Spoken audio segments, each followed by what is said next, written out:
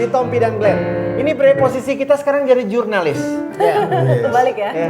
Kita menanyakan mantan jurnalis. Supaya mereka tahu rasanya duduk di kursi itu ya. Iya, Habis ini kita nyanyi. Tapi mesti diajarin dulu Bang, mesti diajarin dulu gitu. Nah, oke. Maka masih percaya pada saat masuk di politik, terutama politik hari ini gitu ya, politik praktikal hari ini yang dimana kita tahu bagaimana cerita yang ada di media, idealisme itu masih penting. Jawabnya kita bisa ngelihat bahwa kita nggak pengen jawaban klise juga. Iya. Bangsa ini dibangun dari idealisme. Dan bangsa ini dibangun oleh para negarawan, politisi yang mereka menggantungkan pada idealisme itu. Dan sampai detik ini pun kita dalam mempertahankan kemerdekaan kita yang kita nikmati sekarang ini, itu berdasarkan idealisme. Never cross your mind.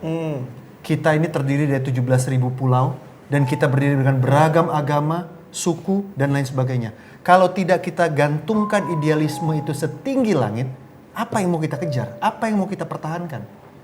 Ya, apa yang mau kita perjuangkan kalau tidak ada idealisme itu? Jadi, it's impossible. Kita harus sadar bahwa politik ini, sekali lagi saya bilang, itu adalah hulu dari semuanya. Tidak ada organ sendi Republik Indonesia ini yang tidak digerakkan hulunya dari politik. Nah, jadi kalau hulunya itu tidak bersih dan tidak ada idealismenya, kehilirnya seperti apa? Bahwa di tengah jalan itu ada sampah-sampah, kotoran segala macam, itu selalu terjadi. Aliran air selalu menuju ke laut, itu ada itunya. Tapi kan kita harus mulai dengan satu idealisme yang sama gitu. Gua rasa dia udah nyiapin jawabannya dari sebulan yang lalu. Bre, kita kan politisi kan gitu.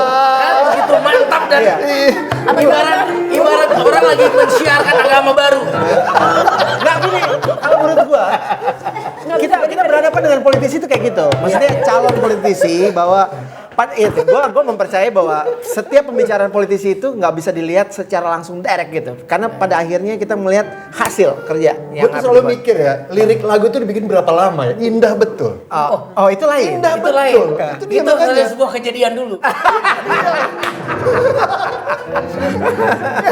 Maksudnya begitu diapresiasi, gue pun mengapresiasi kalian tuh dahsyat itu. Gue makanya mau tanya. Makanya kenapa teman saya ini saya bilang yakin mau masuk politik, ntar dulu Bre belum siap katanya. Sekarang bicara tentang target dari sebagai caleg dari partai masing-masing gitu. Target PSI? Iya PSI. Sebenarnya targetnya adalah memasukkan sebanyak-banyaknya orang dari PSI. Berapa persen targetnya? Targetnya sebenarnya 20%. 20%. Is it Supaya possible? kenapa? Supaya kita bisa ngusung presiden sendiri tahun 2024. Is it possible? Nggak ada yang nggak mungkin. Nah ini gue demen nih yang kayak gini nih. Nggak ada yang nggak Yakin mungkin. aja dulu. Yakin aja. Kejadian nggak? Ya lain ceritanya ya. Yang penting yakin dulu. Yes. Kalau misalnya kita nggak punya target tinggi, gimana caranya kita bisa maju gitu? Kan kita Saya udah bilang target kan? tinggi tapi segini-segini aja. Target tinggi lu beda ya. Tunggu. Tapi kalau itu bisa dioperasi nggak itu? Nggak bisa. Telat. Kalau baru ingat pentingnya susu sebelum break, Bang Putra, target maksudnya nanti masuk di kira-kira mau komisi berapa Mas? Kalau saya sih pastinya spesialisasi saya kan politik dalam negeri, luar negeri dan lain sebagainya. Tapi kan kalau dalam konteks ini, pastilah seperti halnya kalau di disiplin ilmu saya dulu jadi wartawan, kita kan harus ngelihat kebutuhan. Ya kan, boleh dia pingin nongkrong di Polda Metro Jaya, tapi karena kebutuhannya kita, wartawan Polda, ada di Kementerian Dalam Negeri, ya dia kita pindahkan ke Kementerian Dalam Negeri. Jadi ada pertanyaan menarik nih. Mereka ini kan dari jurnalis ya, artinya makhluk TV kan. Saya mulai dengan pertanyaan ini pertanyaan rentetan Mas. Rentetan. Saya mulai dengan pembukaan ini dulu. Menurut Anda pertelevisian Indonesia itu sehat nggak? Sehat atau enggak pilihan yang ada di tengah-tengah ya? Enggak sehat. Nggak sehat. Menurut Anda nggak sehat. Oke. Apakah masuk ke dalam pemikiran Anda nih berdua ya? Pada saat nanti Anda akan di DPR, artinya kan punya wewenang untuk mengatur hal ini dong. Yes. Untuk mengubah hal ini. Mengubah jenis tontonan yang boleh ditonton. Itu bener banget. Setuju. Tuh, Karena sekarang gini. Kalau saya nggak maju kok konstitusinya ke saya. Musiknya maju aja. Gimana? Apakah mungkin nggak merubah pola tontonan masyarakat? Karena itu kan ada regulasinya bisa dirubah. Sebenarnya pingin banget tuh kalau kita lihat tontonan, terutama buat tontonan anak-anak, sebagai ibu-ibu nih ya, punya anak-anak. Kalau ngeliat tontonan di televisi itu kan sekarang gimana pun juga ya kurang mendidik lah bisa dibilang. Contoh yang tidak mendidik? Ya nggak usah disebutin lah. Nggak usah sebutin nama acaranya tapi kelakuannya aja. Iya sinetron-sinetron yang dengan memberikan contoh-contoh buruk luar biasa Oke, kepada anak-anak yang lain? itu kan nggak bagus. Ya itu kita ngomong itu dulu aja. Oke, Yang jelas oke. gini, yang pingin banget kalau misalnya kita lihat di luar negeri ada tontonan-tontonan yang sangat mendidik buat anak-anak. Anak-anak tuh bisa nonton sambil belajar. Dan itu kan kurang banget. Anda nggak khawatir ya? Mau menghapus sinetron tuh ntar ibu-ibu nggak mau milih PSI loh. Gue nggak bilang mau menghapus sinetron. Nggak bilang mau menghapus Dipelintir nih, sinetron. jago nih. Jago. Cocok kayak gitu. Jago. Tapi gue yakin ya, ibu-ibu concernnya apa? Anak-anaknya kan.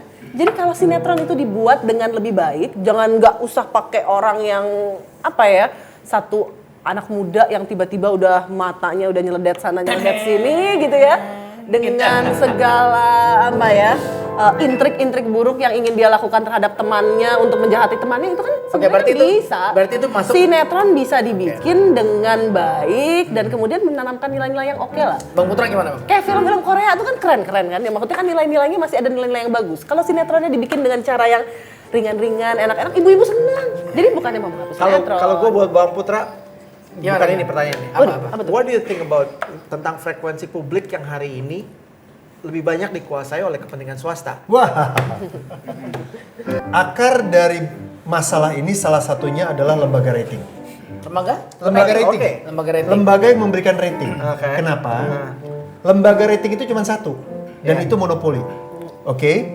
Yang ngatur siapa yang ngatur? Hasil rating itu Yang ngatur lembaga rating siapa? lembaga rating tidak diatur. Gak ada yang ngatur. Nggak ada yang ngatur. Artinya Nggak ada yang bisa kontrol. Artinya stasiun televisi langganan lembaga rating, hasil ratingnya itu sama dengan pasang iklan. Orang Ya. mau pasang iklan di program itu atau tidak dan lain sebagainya. Ya. Oke. Jadi lembaga rating ini menempatkan ya rating-rating yang sangat tinggi pada program-program yang Isyana bilang tidak mendidik.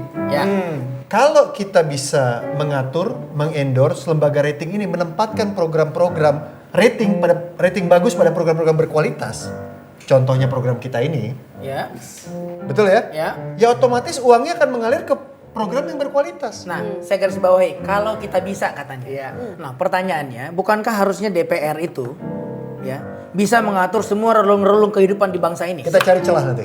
Ya, Pasti bisa. harusnya bisa dong ya. Ini udah terekam, jadi nanti yang milenials yang nonton ini kita akan melihat. Kalau mereka sepak terpilih terjang. dan program TV masih nggak enak ditonton, cari mereka cari. Jadi kalau orang bekerja itu nggak pakai hati, mereka datang ke kantor itu ya pas bandrol aja. Absen jam 8, pulang jam 5. Absen jam 8, pulang jam 5. Kalau Indonesia punya 60% kelakuannya kayak gitu, bisa kebayang nggak bangsa kita majunya seperti apa? Artinya, Jadi ya, bukan persoalan nggak dapat kerjaan atau nggak ada lapangan kerja. Ini persoalan bahwa dia bekerja sesuai dengan passion dia. Yang terpilih wakil rakyat yang mumpuni.